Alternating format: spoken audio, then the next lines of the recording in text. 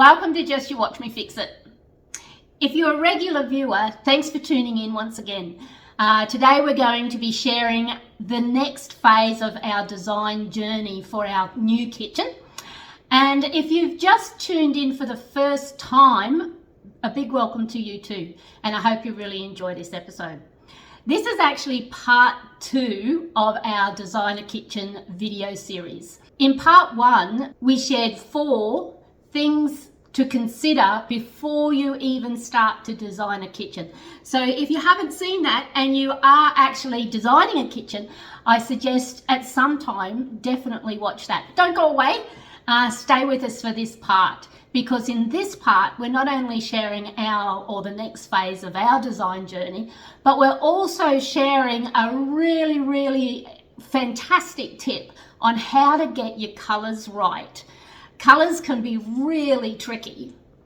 There's so many different shades. Colors are also really personal. Some of us are drawn to more muted shades. Some of us like clear, bright shades. And colors also affect the ambience of our room. So, it can create a cozy place, or it can really create a statement. So it's really important to get your colors right. And of course, if we're using more than one color, which we normally do, it's also really important that those colors that we use speak to each other and don't clash. So how do we get all this right? Well, later in this video, I'm actually going to be sharing a really fantastic tip that I've been using to make sure you get your color tones correct. So stick around. So where are we at and what's been happening here at Kohanie? Well, our design journey is moving along at a nice pace. We're in the process of making design decisions. We've made some decisions and we still have some to go. So nothing's absolutely finalized yet, but we do have a lot of ideas and we are leaning towards certain products, certain colors, etc., etc. So today I'm here to share all that with you. So I have my love-hate relationship list here with me. I also have my hard copy design folder here, in which I've been collecting brochures, business cards, all sorts of things in here, color swatches, material swatches, etc., etc. If you don't know what I'm talking about, you'll find out all about that in part 1 of this designer kitchen series. You'll also find out about the love-hate relationship. So that's a really interesting conversation. And so, as I said, if you haven't seen part 1, put it on your watch list because you'll enjoy that. So here you can see my love-hate relationship list. The things I love about my kitchen. There's only 4 things, but they are things that I really do love. On the left, things I hate about our current kitchen that we want to change. My style that I'm trying to create up the top, French farmhouse, and also my wish list under my love list on the left there. Now, I have found this really helpful. It's really helped me keep focused. And believe me, there are so many decisions to make out there when you are designing a kitchen. So it's really kept me on track more than once. So again, we talk about the love-hate relationship list in our part 1, so check it out when you get some time. Let's move on. So the first decision that you'll have to make is, what are you going to keep and what are you going to get rid of? Floor coverings, are you going to keep them? Are you getting new ones? Wall paint, are you repainting? Blinds and curtains. If so, what design are you using on your blinds and curtains? What colors are in your blinds and curtains? Cabinetry, is it staying or going? Furnishings. It's really surprising how you can change the look of a whole kitchen just by changing your door handles on your drawers and your doors. So are you going to actually replace the whole cabinet, or just the door fronts and drawer fronts, or just the furnishings? So that's something to think of. Splashback. By splashback, I mean, what are you putting on the walls at the back of your benches, so back of your bench space? So are you putting tiles? Are you putting glass splashbacks? There's quite a lot to choose from, and are you going to replace what is there or not? Sink. Are you going to keep sink? Refrigerator. dishwasher. Are you going to keep them? Are you going to be getting new ones? If you're getting new ones, what color will you get? What are the specifications? What are the measurements of these appliances? And how are they going to fit into your kitchen? Same with ovens and cooktop. They even come in different colors these days. So what do we have here at Kohanie already? Well, we have floor tiles. So we've already chosen our floor tiles. They're not triangular. This is actually a cut. We have started laying them. If you have a look in the background, you can see them behind me on the lounge floor. So these are our tiles that will be going through the whole downstairs of our house, through the lounge, dining and kitchen. So they're definitely staying. This material here I love, and I bought it a few years ago, and I plan to use this in the lounge and the kitchen. So as you can see, we don't have any blinds or curtains up in the lounge yet. So this is going to be the striped material here. It's a bluey grey with a little bit of a light gold undertone in the stripe. And this is a matching floral fabric, very French. And I absolutely love it. And that will be going in our dining area near our table. Now, while these, especially this one, while this isn't actually near our kitchen, this whole space down here is open. So we really want to make sure that when I choose the colours for the kitchen, they all speak to each other throughout the whole of the downstairs of the house. And there's no clashing. So that's why I have them here on the table. So we have these two materials here. All right, so that's probably about it for us. There's not a lot that we will be keeping in our kitchen. Again, in part one, you'll actually see our current kitchen and you'll get a good understanding of why it's in need of renovation. All right, so as we move forward, it's really important that whatever we choose speaks to each other. And I've used that term a little bit already. But it's really important that your colours complement one another. They talk to one another. They don't clash. And colours, as we said, can be really, really tricky. They're very personal. And the other thing is they can create a feeling. And it's also easy to pick the wrong colour. So how do we get it right? Especially if we're not using an interior design and we're trying to save some money and do it ourselves. Well, here's my big tip for you guys. It's worked really, really well for me, and I really encourage you to do the same.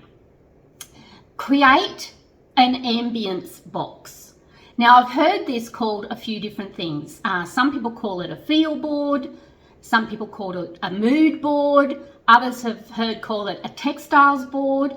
But what it means is get samples of things that you have to start with.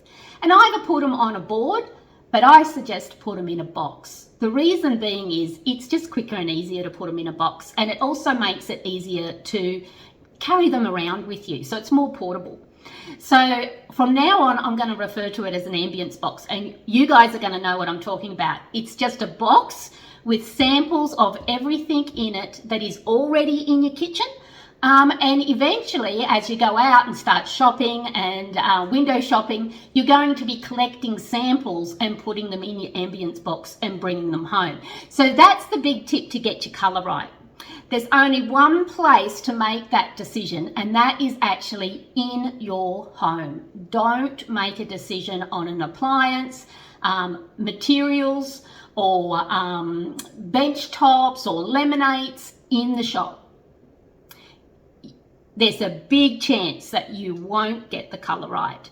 You really need to see the colour of that particular product in your house, in the room that it's going to be going in. So for the purposes of this video, we're talking about a kitchen. So you want to, as you go out and start shopping and collecting all your samples, you want to bring those samples home, put them in your kitchen where they're going to be in the kitchen. So if it's a bench top, don't sit it up vertical.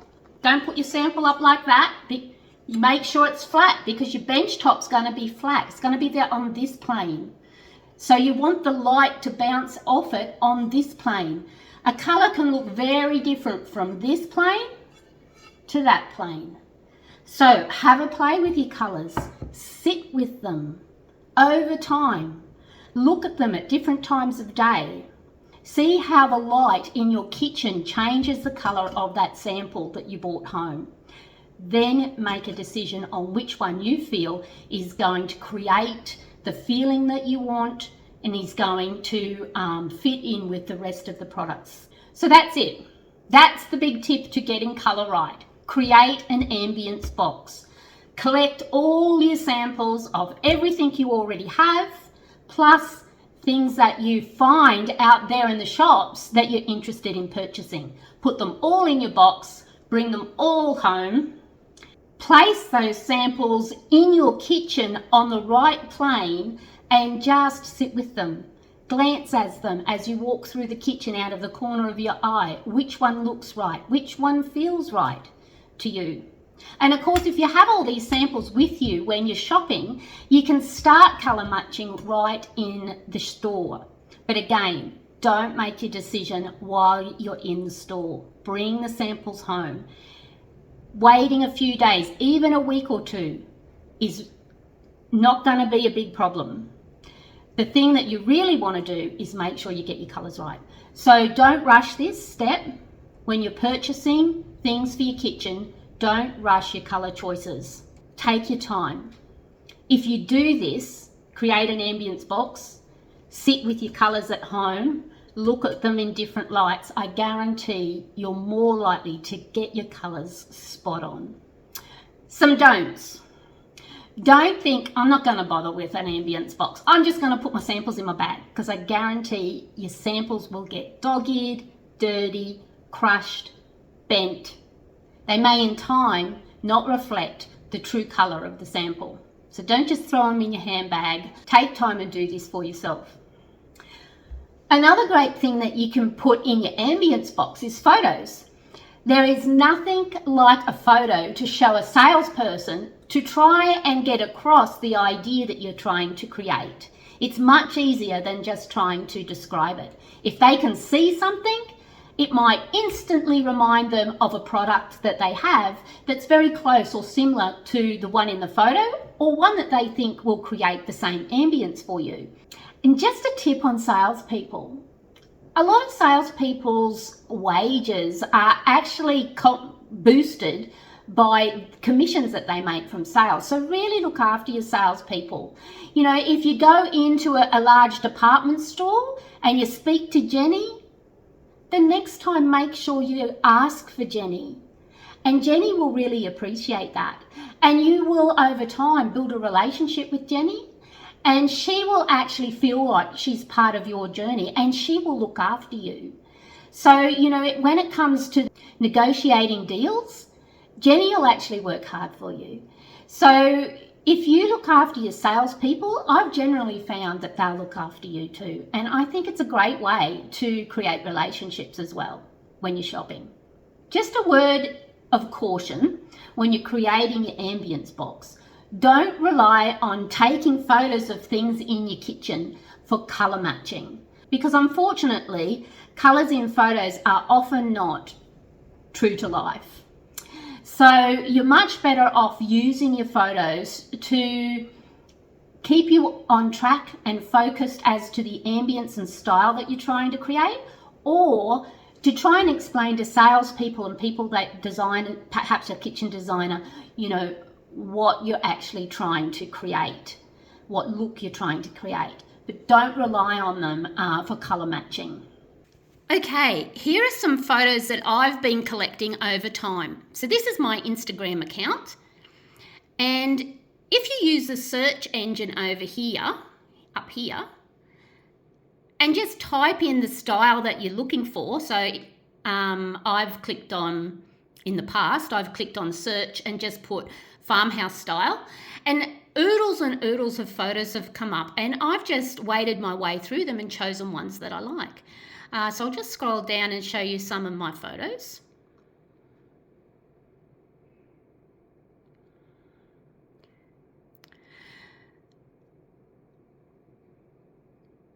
If you love doing this, what I really encourage you to do is ask yourself, what is it about that photo or these photos that really appeal to me? Or what is it about these photos that say farmhouse style? For me, it's probably the use of raw wood. soft colours, and bringing nature indoors.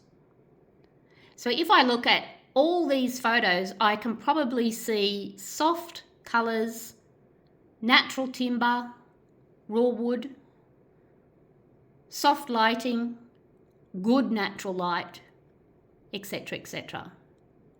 I particularly find it good for looking at lighting. What lights have they used? Lighting can be really tricky to get right. So by looking at photos, choosing a photo that you really love, check out the lights that are in it. Let's have a look at another one. Here's one. So they've used like metal there, wrought iron look. Let's have another look at another one. This one here. So I rely heavily on photos to get lighting right because I find lighting really tricky. Another really good tip when it comes to colour is see if you can find yourself a colour wheel for this particular style that you're trying to create. A while back, I was in a bookstore and I stumbled across this fantastic book. It's called How to French Country. And although I'm after a farmhouse style ambience, which is a little bit different to French country, obviously there's lots of similarities. And what I loved about this book is inside, the author has put colour wheels. Now I'm just going to grab the camera and give you a close-up. So here it is. Now that's not the first colour wheels. She has actually got in here colour wheels from all different areas in France, or should I say France. So here they are. This one, and I think there's one more. Is there another one? Yes. Oh, and another one. There we go. So there's lots to choose from, that's it. So what I did was I got my colour swatches. So I started with my paint and look, it's almost the perfect match for this colour here. My tile, bring my tile over. So the light greys match this colour pretty well. And there are beigey greys in my tile, you can see here, which blend with this beigey grey here. And the darker greys in the tile, sorry, I can't see past my camera. So this darker grey is blending with this. So I'm really happy about that. I'm on track. I just need to make sure that as I continue to choose colours, and especially other colours other than my greys, that they're actually going to blend with the colour in this colour wheel. If I do that, I can be absolutely certain that the colours that I'm choosing are going to talk to one another. And even though you may not think of putting this salmon, you know, with this mustard, this colour wheel tells me that if I do, it will actually work. So if you can get yourself a colour wheel, and I would suggest a printed one, not an online one, because again, colours on different screens can look different. You know, it's a big plus. It certainly helped me. It's a great book and there's beautiful photos to give you ideas as well. So once we have our ambience box ready, we can start shopping in earnest. Collecting samples, collecting brochures. And what I want to do now is just share with you some things that we've collected. So these are all samples, laminate samples for caboodle kitchens. And I have lots and lots of them. Maybe you're not as crazy as me, and maybe you won't collect as many samples. But to be fair, these were some of these were actually collected when we were creating the kitchen in the studio. So there's quite a lot here to choose from. And as I said, you don't want to hurry this.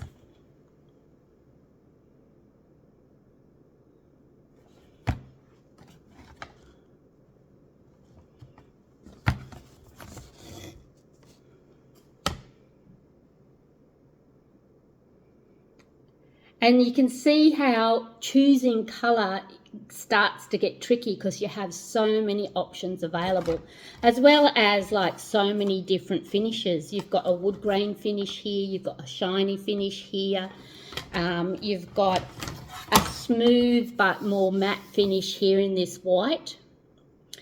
But for us, it's come down to 2 colours. So I'm just going to move these out of the way.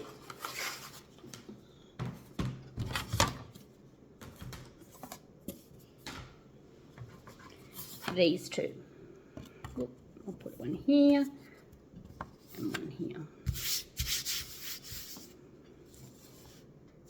This is a paint chip that I collected. So because you can still buy Tranquil Retreat, I went and got a paint chip from Bunnings of our wall paint colour, and I popped that in my ambience box.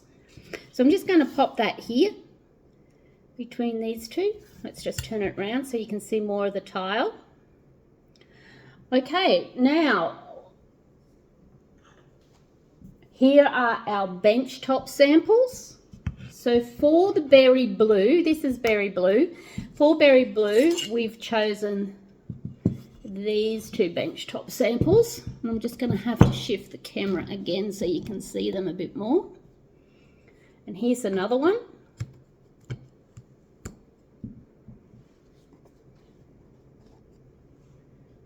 So that's the choices for berry blue.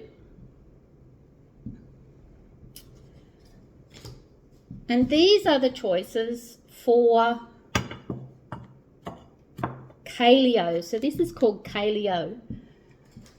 And we've got this one and this one. Which cabinet colour do you like best? Kaleo or berry blue? Pop it in the poll. I'd love to hear your thoughts. Some of the other things that we've collected are things like information on sinks and tapware. So we can't really get samples of those. So the best thing to do is grab a product catalogue from the supplier, or go to your website or go to the manufacturer's website, favourite the ones that you like and put them in a folder where you can find them easily on your computer. So we're looking at Oliveri and the Santorini range, and these are their sinks. I particularly like, after doing a bit of research, to stick with the top mounted and not under mounted. A lot of their sinks come in white or black, so that is a decision we have to finalise as well. However, we're leaning towards the black simply because our gas cooktop and stove are going to be black glass. So it's likely that we'll probably go black so that they're all matching. In here, in the same brochure, they also have pictures of tapware. So I'm leaning towards something in with a mixer in this sort of a style, which gives me a bit of that farmhouse feels look. Whether it's black or copper or silver, I'm yet to decide. So many decisions. The other brochure that I've collected is Whisper. So we're looking at purchasing a range hood in Whisper. The reason for that is they actually do range hoods where the motor for the range hood is actually outside the house. So it's an external motor, which makes the range hood quiet inside. If there's one thing I hate about range hoods, it's that they're so blooming noisy. I know sometimes when my husband and I are on holidays and we're cooking in a motel, it's like, can you turn the range hood off? I can't hear it myself think.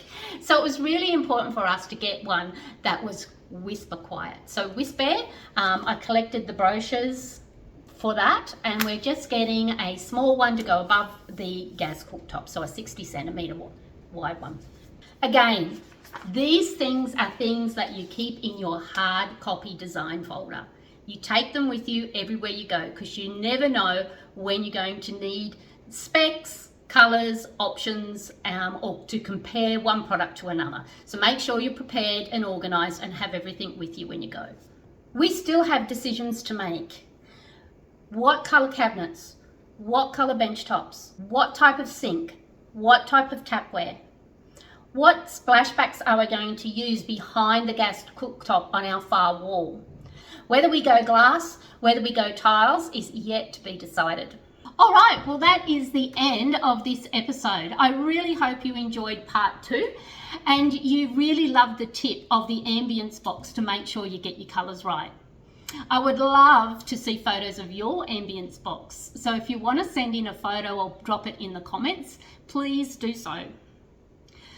Part 3 of Designer Kitchen is coming up as well. It will be released in just a few weeks. And there we'll actually be sharing the one thing that can make or break your kitchen design. So hit subscribe and don't miss out, and make sure you watch that. You'll be surprised at what the answer is, I guarantee it. If this was your first time watching and you'd like to see part 1, click the link at the end of this video and watch part 1 and find out the 4 key things that you need to consider before you even start a kitchen design. I hope you've really enjoyed these 2 parts, and I look forward to seeing you all again on part 3. Coming up soon. Ciao for now.